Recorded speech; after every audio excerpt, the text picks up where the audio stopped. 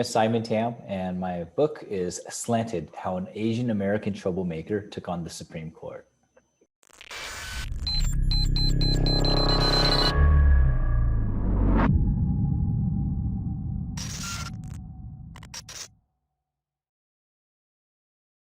Hey, it's Kellen. And today on Diversified Game, you guys get ready. I have somebody who has took on the Supreme Court, Simon Tan. He's going to tell us about his book, Slanted, and how he took and won. Simon, welcome to the show. How are you doing? Hey, I'm doing all right. Thanks so much for having me. On and being so flexible. And I mean, let's just get into it, because for someone to take on the Supreme Court, usually we just think of like Italian mob guys or something, you know.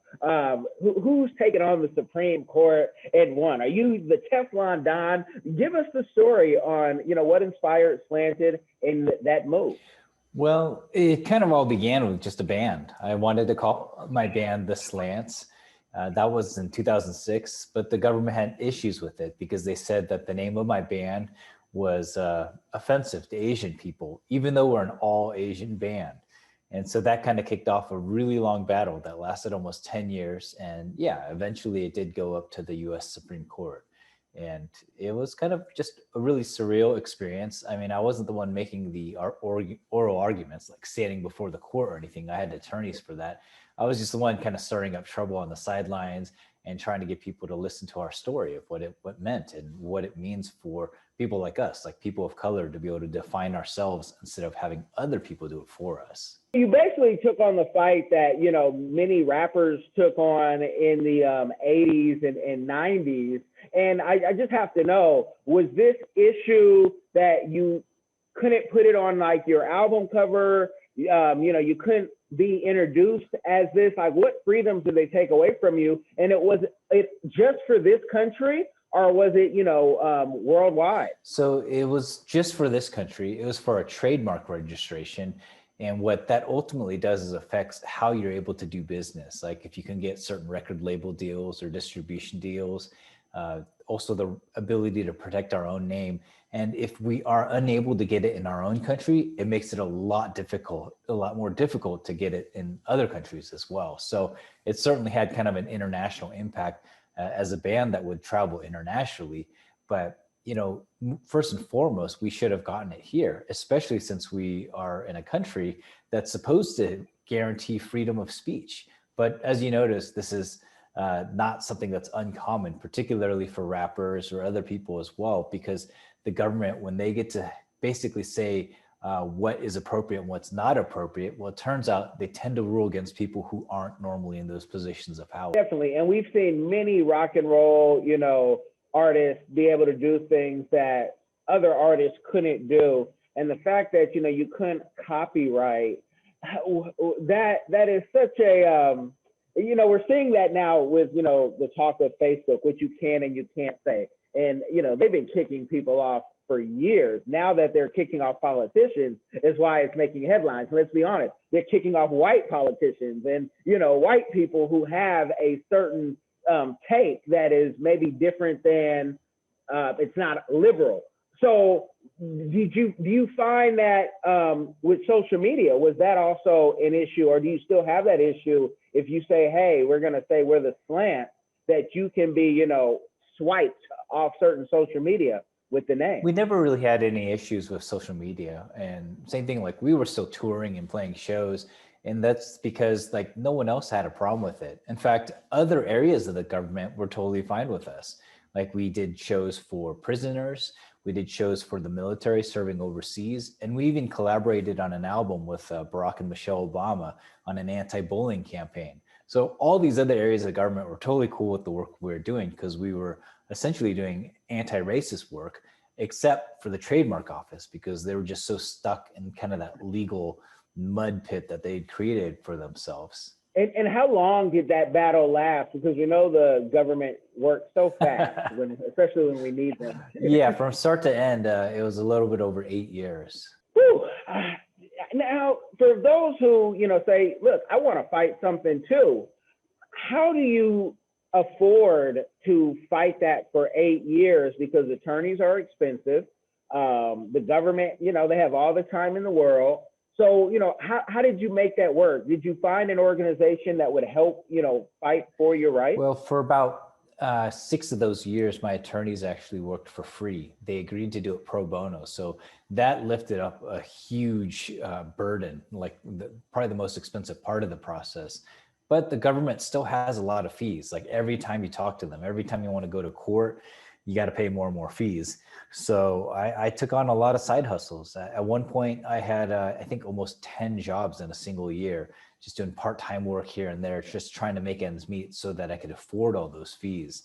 And then at the very end, like when we got to the Supreme Court, we had a foundation that was generous enough to help cover those fees for us. Wow, that's dedication just to fight for your rights.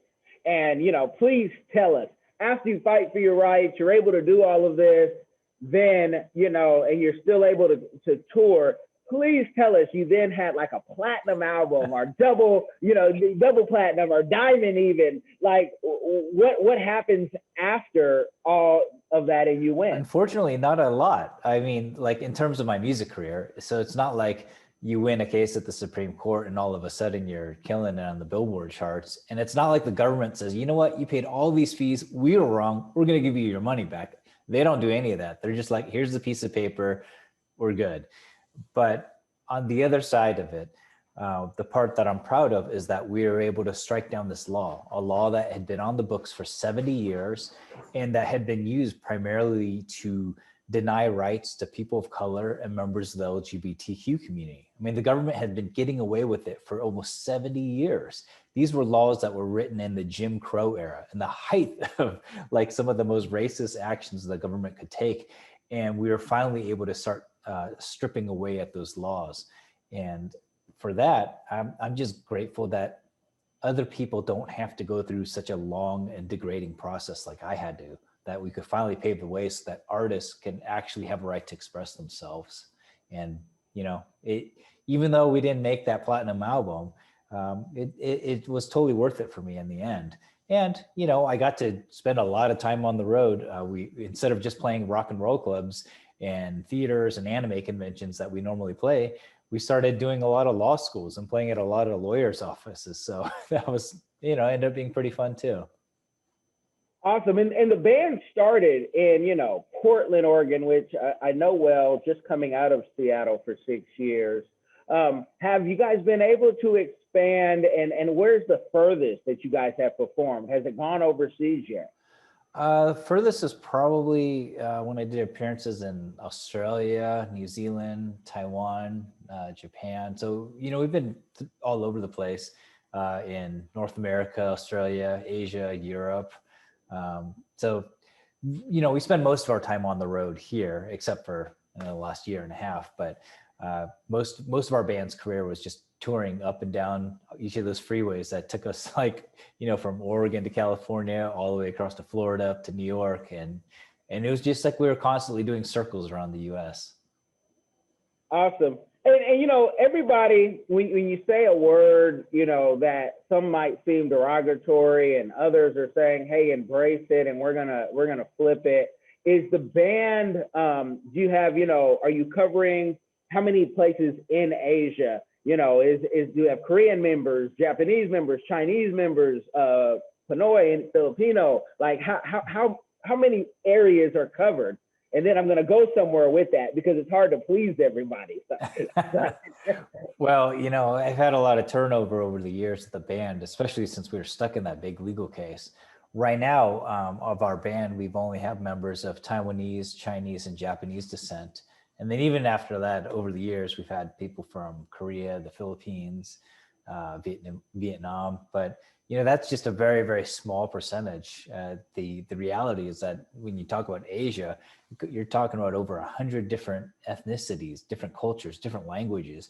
It includes large chunks of Russia as well. And most people don't even realize that. It's like way more diverse than we even realize. But that's part of the interesting challenge when it comes to like defining a group. Growing up in the Bay Area, my Filipino friends, about to get into arguments and fights with people of different Asian descent over, same way Mexicans and Spaniards, you put them in the room long enough, somebody's going to talk about who stole whose gold and who owes who what. But you find that, I bet if the band's name was Fob, because I've seen folks about to, fight over someone calling someone a fob, and that's fresh off the boat, folks. They probably would not have said anything, right? They would have been like, oh, okay, yeah, sure. But because you decided to take the name that, it can be the most hurtful, I assume, in the community, where people try to, degrade the culture that they love at the same time, because folks love Asian culture. You can see it in not just the restaurants, everything, movies, even though there's not a fair representation nowadays. But do you think that media and the entertainment just kind of wanted to control how you even saw yourself? Because I find that with Asian culture, it's like, hey, yep, stay in this box, be the safe minority. No, don't say Black Lives Matter, because no, don't worry about what the Filipinos, the Cambodians, don't worry. You're special. Like, do you get that vibe ever with, maybe it's government, maybe it's, just media, with what you had to go through? Yeah, I mean, the reality is that people are going to try and put you in a box whenever they can, out of the convenience for themselves, not necessarily for the community. And I think our whole battle, our struggle, and even the reason why we chose a name like the Slants was because we were basically saying, hey, at the end of the day, we should have the right to define ourselves as we want, as what we think is appropriate. We don't care what other people think. They're not a part of our community. We should have that right. But you're right that time and time again, people tried to kind of misclassify us. People assumed that we didn't speak English, even though we're all Asian Americans. We're all born here. We grew up here. Even events where I was the keynote speaker, and after I gave like an hour-long speech and we performed, all of our songs are in English, by the way. Sometimes I would go up to people in the audience and they would be like, "Do you speak English? Where do you speak? Where'd you learn it?" I'm like, "I was born in San Diego. What do you?" It can be challenging to always be seen as like some other person, some exotic group, but that's also the same reason why we got to push boundaries, make people like actually think about the assumptions that they hold about us. Like the fact that we call ourselves a Slants, to me, I think it's kind of funny, because it's not true. Like, not all Asian people have slanted eyes, and we're not the only people with slanted eyes on the whole planet. But it's a stereotype that people have. So we like to use it to kind of put it back in people's faces. And when non-Asian people come up to me and say like, "Why would you use this? It's offensive." I'm like, "Well, why is it offensive?" Like, I like to make people think about like the reason why. Like, I mean, here's something for you to consider. Like, in my mind, there would be no such thing as a racial slur if racism didn't exist, if it wasn't integrated into our system, if people weren't racist to begin with, because it would just be another word. Words are meaningless unless they have some kind of shared expression. And because people have been so racist to Asian people, all of a sudden these words are a little bit more loaded. But that's what we try and call attention to and say like, hey, these are things that we need to be addressing in our world. Not every Asian person has slanted eyes, because I think it's what it's called, like the epicanic fold or whatnot. And I'm like, I have cousins who, they would be teased, "Hey, is your father, Asian?" Growing up, because their eyes were just tight. And you're like, hold on. When you think about how the world started, if you believe, everything was together at one point, and how folks migrated, which is just science, folks. I know some folks don't believe in science. Yeah. So COVID issue, because of course science is fake now. But how we are just kind of, just one people, and we find ways to mess that up. Was merchandise, did that sell? Because I could see, racist people saying, "Hey, I'm going to buy this just so I can talk about the Slants," and, wear a shirt saying the Slants just to kind of maybe piss someone off. Or you have the other person who's, "I just really want to support, and I'm vibing with what you guys are saying." Like, was merchandise a big thing with you guys? Yeah, I mean, we sold a pretty good amount of T-shirts and CDs and things over the years, and most of the time it was for people who wanted to support what we were doing. I didn't know of anybody who bought it just to be, trying to be provocative or anything like that. But then again, if someone wanted to do that, they can make their own t-shirt. And I'd rather the money go to us anyway. I just like, for the same reason, someone could buy like an NWA shirt and be straight up racist. But at the end of the day, the money's still going to our community, and it's better than them kind of making their own signs or doing whatever. I don't really look at people's intentions when it comes to that kind of thing. It's not like I'm like, hey, we're going to refuse to sell you a piece of merchandise because you might have a belief system. If anything else, I'm like, if you want to buy it and you want to be a douchebag about it, that's fine, but you're going to have to experience the consequences. The same thing with like language. I'm like, you can try and use our band as an excuse to justify using racial slurs. You could use racial slurs if you want, but you, at the end of the day, will have to face those consequences about it. And that might mean other people pushing back on you. It might mean getting some hate. And it might mean like, if you pair those violent words up with some physical violence, that you actually get charged with a hate crime. Like, we all have to experience consequences. We have the ability to express, there's no doubt about that, but you have to own up to what you say and what you do. Where's the band right now as far as making music, touring? Where are you guys? Well, in late 2019, we actually made the decision to kind of retire from live touring as a full band. It ended up working out because we didn't know, but the world would completely shut down and live music basically ended anyway. And we instead decided to use that time to focus, like to kind of double down on writing. So we're in the middle of writing and recording an album, helping write music for a musical, like a theater piece that's based off my story. And we also started a nonprofit organization. So the Slants Foundation, it exists to provide mentoring and resources to artists, activists of color. And so now we're doing really amazing things like helping fund other people's artistic projects and even organizing our own music business conference specifically for artists of color. Well, a musician, a creative can't really retire. So you guys are just on a hole. That's how I put it. The music is still in you, but having such a name that could even live beyond you, where if you wanted to do the boy band thing or a girl band thing and have other younger artists and hey, the slant 2.0, 2.1, 2.2, and have and collecting on those royalties, which is a great thing when you get a royalty check in the mail, from 5-10 years worth of work. But I like that. I want to know, because I'm a K-pop fan. And I really want to see like K-pop and Afrobeat do a collab. Like, I love the world music, and if I'm sparking anything, let me know. We can make this happen, but I need that collab because that's just where my mind goes. I'm like, who hasn't collaborated yet? And to do that. So with the Slants being a foundation, and you're writing the book. The other group members, what is their portion of contributing? Well, so Joe Zhang, he's my longtime guitarist and collaborator. He's been helping me co-write a lot of the material. And actually, even though the band kind of stopped touring, like doing the full band show, he's actually been on the road with me quite a bit over the last few years. When I go and speak at places, I'll incorporate music and that sort of thing. A lot of our former band members are involved with the nonprofit as well. So they either help run the organization or volunteer for it. So we all kind of have a different role to play.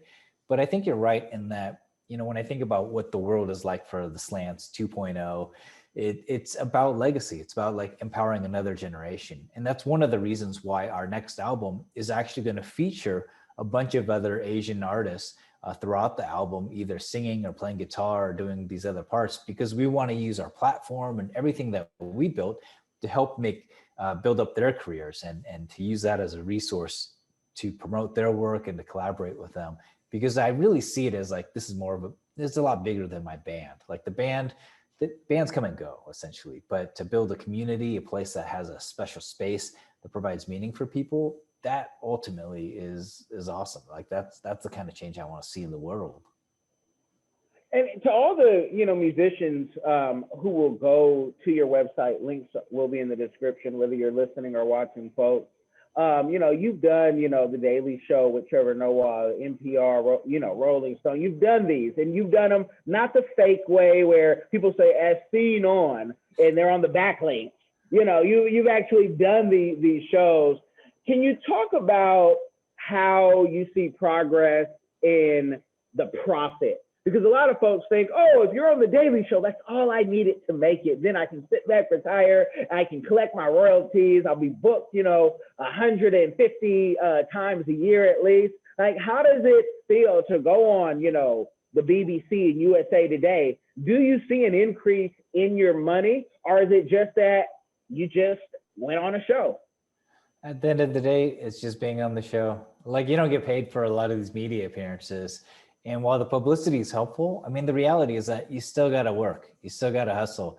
Like, you can go on a big thing. Like, we loved working with Comedy Central to do the Daily Show with Trevor Noah, but those gigs aren't going to book themselves. Even after you play that show, you still got to go to individual booking agents and kind of make your case of like why you should be booked. And you can say like, hey, we were on all these great shows and that sort of thing. But at the end of the day, that's where the proof is like, are you able to do that follow-up work? Same thing if like, we had a music video debut like 10 years ago or something on Conan O'Brien. And we thought, hey, this is going to blow it up for us. This is amazing. And it was like, people would write us like, oh, that was cool. I saw you on there. And that was it. It didn't mean they would buy the album. Didn't mean like another tour was launched. It meant I just had to do more work. And so if you have the right team in place, if you have a good work ethic, yeah, you can certainly make the most out of those opportunities and you can, do something pretty cool with it. But if you just expect someone to do it for you, that ain't going to happen. Like, a long time ago, one of my mentors said, there's 3 kinds of people in the world: those who make things happen, those who wait for things to happen, and those who wonder what the heck just happened.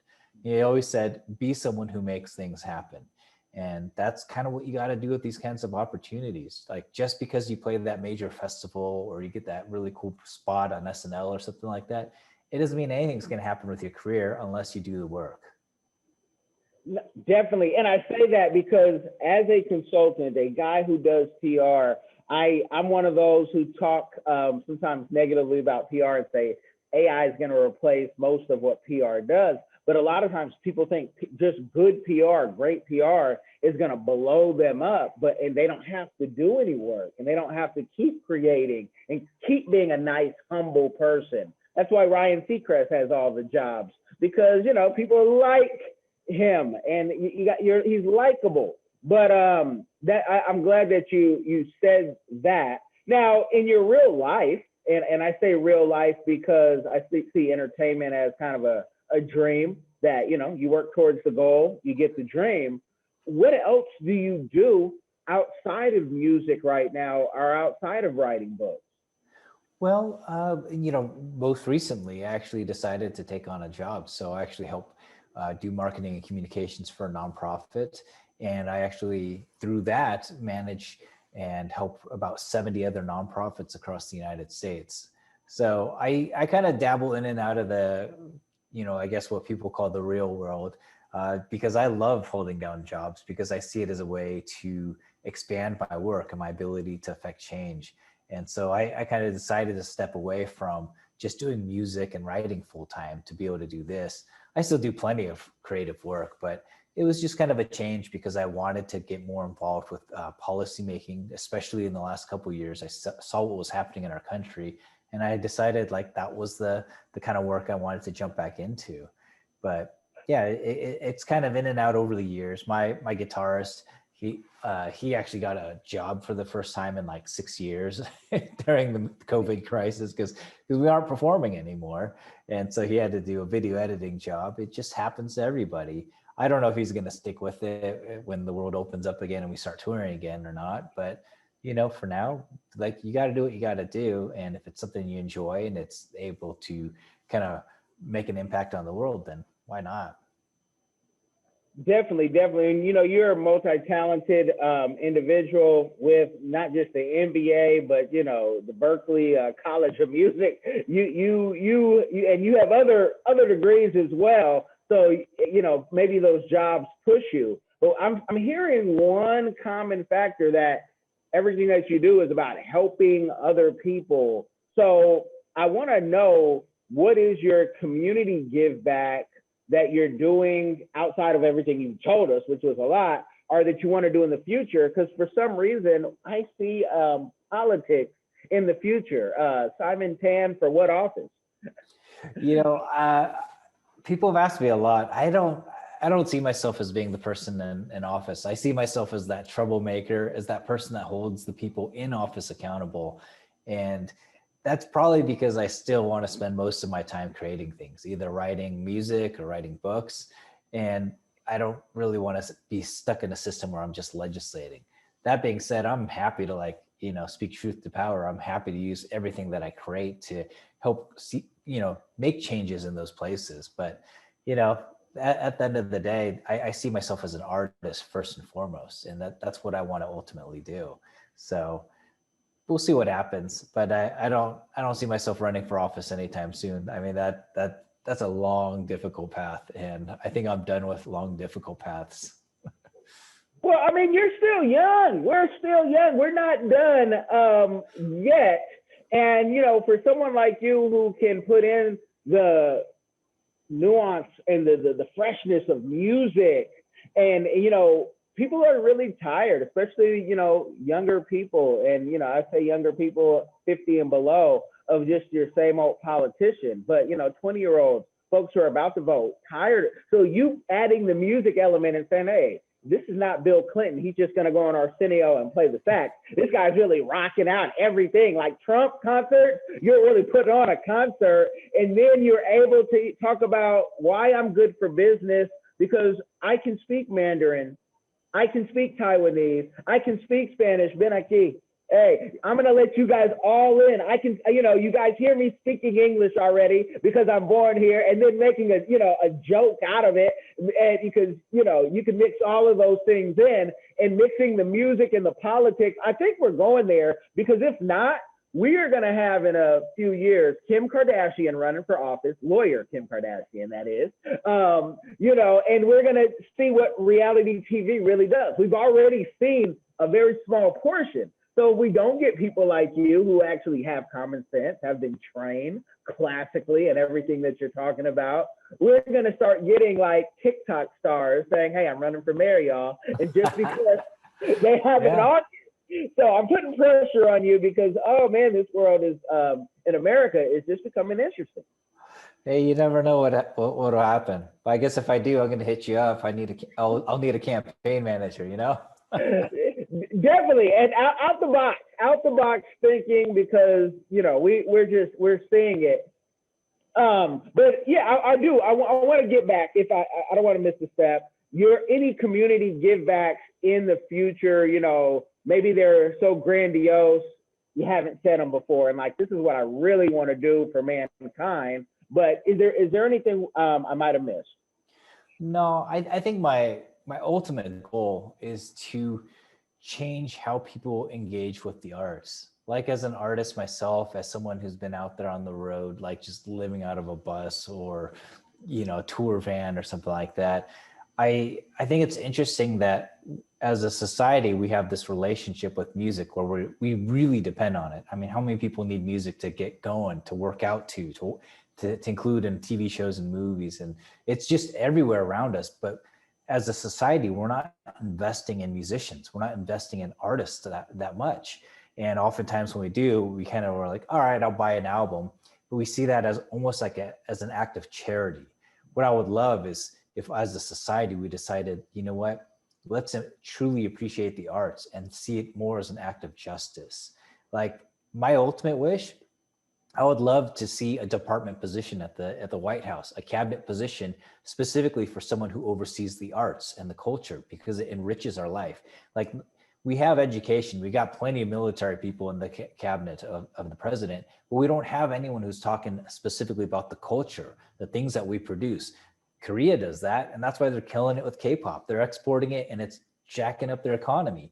Like, we could do the same kind of thing here, where like we produce tons of movies. We invented rock and roll and jazz and all these other great musical movements in our country. Why not take that heritage and elevate it to the point where our country says, you know what, this is so important to the happiness and the well-being of our country, as well as being something that's viable for an economic like output around the world, that we're going to actually elevate this position to the point where they have a direct access to the president to create laws and support systems that actually benefit all people, especially those who are creating culture. And what would you call that position? Because I know my folks still working in the federal government in DC will say, well, we have the Federal Music Project, or we have this, that, you know, we pick out who's going to play the trombone. No, we're not talking about that. Who's going to play the bassoon? You know, what would you call that position? Well, you know, they have a Department of Arts and they have a Department of Humanities, but they don't actually have a Secretary of Arts and Culture for our country. And so I would say like something like that, because you have a Secretary of Defense, why not a Secretary of Arts and Culture? I like that. And Secretary of Arts and Culture. And, you know, the U.S. Department has an arts and culture, but I've never heard of like the secretary. What stipulations would you have on that secretary? Because I could see them like picking somebody, sorry for this is me saying it, not Simon, somebody 75 years old, right? Saying, hey, I'm arts and culture. And it's like, you're so far away from arts and culture. I don't care who you are. You could be Bootsy Collins. You could be whoever you want to be. But you need somebody, I think, somewhat young and somebody, you know, who's kind of with it. So what if we could just draft this up and send this to Biden? What would be some of the job requirements for that person? I would say that they need to be kind of reporting to an independent board of people that represent arts from across the spectrum of people. See, the problem with like the Department of Arts right now is that they only focus on what they call as fine art, you know, like classical music or classic theater or something like that. But you never seen the government promote like a hip hop artist or a punk rock band, right? So you need someone that could kind of actually understand like what is the majority of the people doing, what is the majority of the culture that's being created, and how do we acknowledge and fund and support that? So I think having a board that represents the community at large and people who practice art in a lot of different ways should represent that. Like, yeah, like why not fund opera and the ballet? That's fine and all, but the reality is like most people engage with music in very, very different ways. So that position ought to reflect that. Man, that's real. And I'm picking on my Irish twin right now, but we did see our former president, you know, call out some rappers and not just pardon them, but even on his rallies, little pimp, you know, yeah. here. But you're right to say folks like the Hip Hop Congress. I mean, I remember when they first came out, it was so radical, and they're a nonprofit, and the federal government used to give them a hard time. Now, more recently, I will say I did see like a press release someone sent, and hey, the Hip Hop Congress, and I'm like, how many years did it take for you guys to acknowledge this? How could we have steered this music somewhere else if the Hip Hop Congress was, you know, able to say, nah, we're not going to put, you know, Chicago trap murder on every song. Because what we're going to say is we're going to mix that in with who are giving these guys in Chicago, Oakland, New York, Cincinnati, all these guns to, you know, talk about this. Because I don't want them to stop talking about real life, but to like kind of put it together where it needs to have some type of, you know, meat to it where we're solving a problem. I don't know if you see that, but I see it in all genres where it's like, is this all we're going to talk about? And, you know, the radio has its job, but it's not really uplifting in my eyes. I don't know if you feel the same. Yeah, you know, there's always going to be people who will fall into the kind of the trappings of traditional lyrics or sounds within their genres. But, you know, I think you're right in that we need to uplift other people who are pushing other kinds of perspectives so we get a holistic picture, because people kind of engage with culture in a lot of different ways. And I think the arts should reflect that no matter the kind of music or the kind of books or movies that we're consuming. And so, yeah, I think groups like Hip Hop Congress, I mean, they do really important work. Even now, they just actually passed legislation in California to have hip hop certified teachers teach, history through hip hop. And I think that's so incredible. And it shows that like people are doing some really incredible things in the world of education using music, because they're realizing that you have to connect with students where they are. If you want to see change, you can't just have them memorizing facts and figures. You got to, the kids got to see themselves in the work. And once they do, and we saw this with Hamilton, we saw this with a lot of other pieces of culture, like they start really getting into it, and then they can actually begin to learn and bring in all those incredible creative skills to the education system that help transform those systems.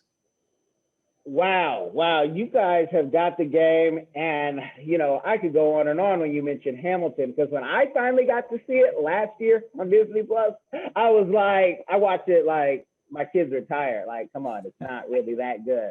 I'm like, you don't understand. If we would have had this growing up, and I wish more and more art, like, the stories could be told that way, because that was so awesome how that was put together. But will your book, could you see it becoming a film?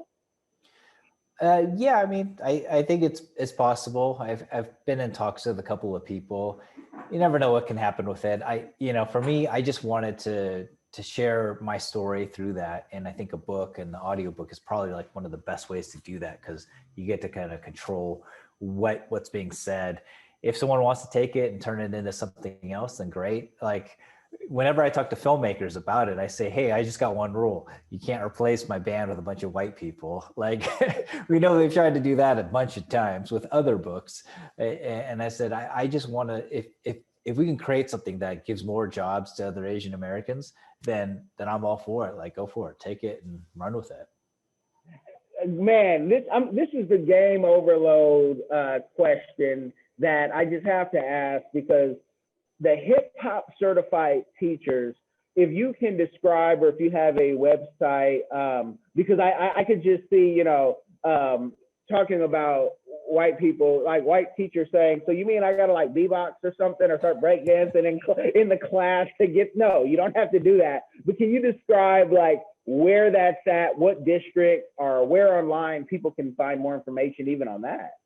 That would be through Hip Hop Congress. Yeah, I just spoke with their executive director about this and how they're able to pass that through the Department of Education in California. I believe they're still developing the curriculum for that. But for folks in Cali, if you want to like get involved, hit them up, Hip Hop Congress.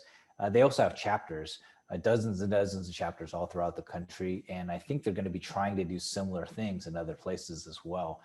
But like the other side of it is like, even if you don't have a chapter of Hip Hop Congress in your area, or maybe you want to see it done through jazz or a country or a different style of music, or using a musical like Hamilton, people still can do this by talking and working with their school boards in their particular areas. Like, I worked with a bunch of kids out in Oregon, and we made civil rights history a requirement for the first time ever in Portland Public Schools. And like a comprehensive civil rights history that showed the backgrounds of the different ethnic identities that the students represented. And that was just kids showing up again and again to these board meetings and telling their parents, telling their teachers, like, this is the stuff we want to learn. When are we going to make this happen? And finally, the school board relented. So it is possible to create change. We just have to be persistent about it. We have to find a community to connect with so that you can build like people power. But once you do that, like, we can get all kinds of creative solutions to addressing those things in the world that we want to see happen. Where do you see the future of learning for someone who, you are educated in various things? Do you think you could have went to Berkeley and got the same type of training if you had to do it virtually?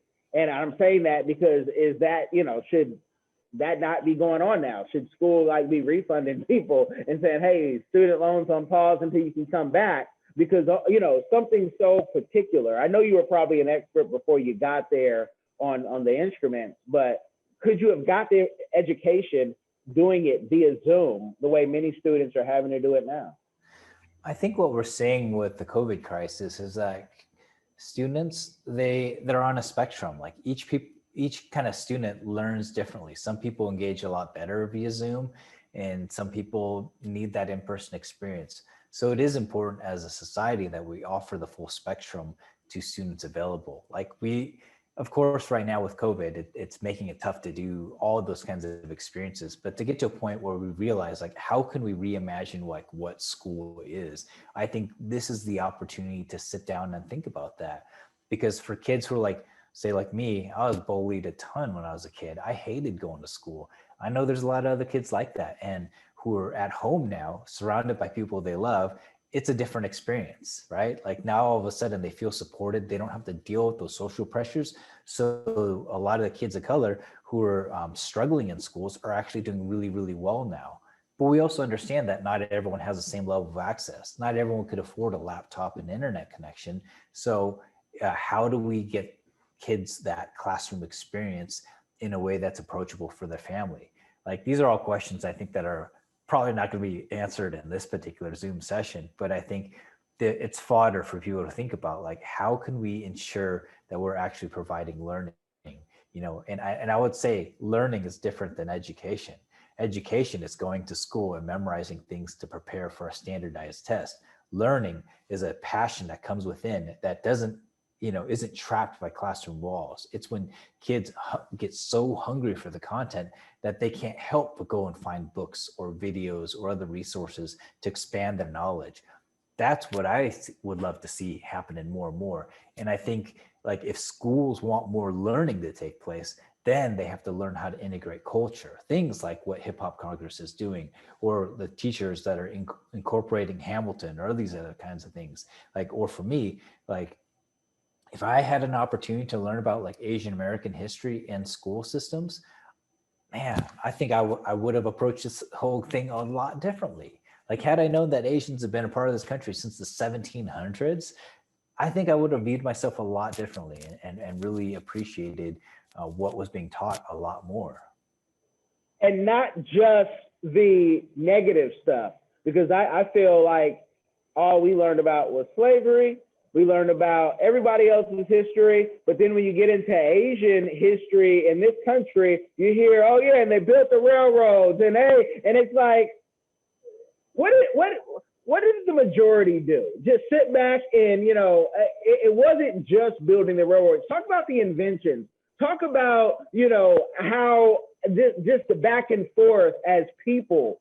Everybody was involved. But yeah, you guys built the railroads, and then, we put you in some camps. And it's like, I could only imagine it's the same thing growing up. You're like, hold on, I don't even want to do history if this is what we're going to talk about, because then people get those stereotypes the same way with me. You guys were slaves, and that's all you ever contributed to the world. And it's like, oh, I guess we didn't invent anything. Guess we didn't build either, just on our own. So, I mean, did you get that vibe coming up in this, Western education system? Yeah, I mean, when you grow up with a stereotype, it's really hard to imagine yourself as anything else other than that. It takes a lot of like personal growth and struggle. And I think that's something that people don't understand. It's like, you got to be able to show kids that there are other possibilities for who they are. And that's why I advocate for things like representation, especially in entertainment, that go beyond these kind of stereotypes. Because, kids coming up, they got to understand that they have to see themselves in it. They have to see that as a possibility. Like before Barack Obama, most kids of color didn't even imagine it was possible for them to be a president, to hold office. And I know a lot of teenagers and a lot of kids told me when I was launching the Slants, like, oh, I didn't even know that you could be an Asian American and play guitar in a band and play rock and roll, because they never had seen it before. They didn't even fathom it. And there's something that happens to our development when we see something like that for the first time. It unlocks possibilities within ourselves.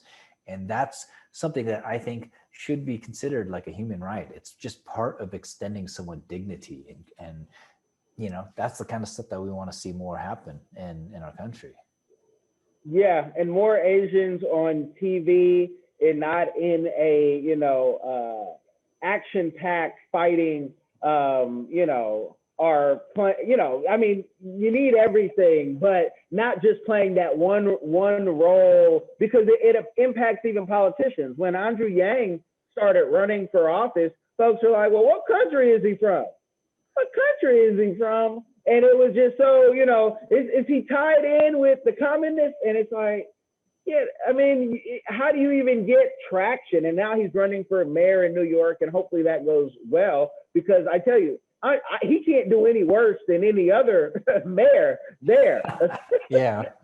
Well, I mean, I think you're right. Like, major networks were getting his name wrong. And this was like one of the more serious candidates for the presidential office. Like, what are you talking about? They're calling him like John Yang, Jeff Yang. So like they couldn't even get it right. Sometimes they would put a picture of a different elected official instead of his own picture. It's like, they wouldn't do that for Biden. They wouldn't do, you know what I mean? Like, they didn't do that for Trump. They didn't be like, mix up his name or confuse him with somebody else of a different descent. It's just like, come on, like that it shows we got a ways to go. Definitely. We saw that with Elijah Cummings and the different politicians, and he's like, I didn't know I was dead, but he sees his picture there, and but yeah, that sucks. Well, you guys have gotten the game. Make sure you check out the book, purchase the book, and if you don't purchase the book, go to your library and demand the book, because they buy millions of books, and as an author, I know they've bought some of mine, so I'm always happy when I get a library sale and can look in the CAT system and say, yes, okay, they're getting it for free. So thank you for coming on, Simon. We're going to take this off air, people.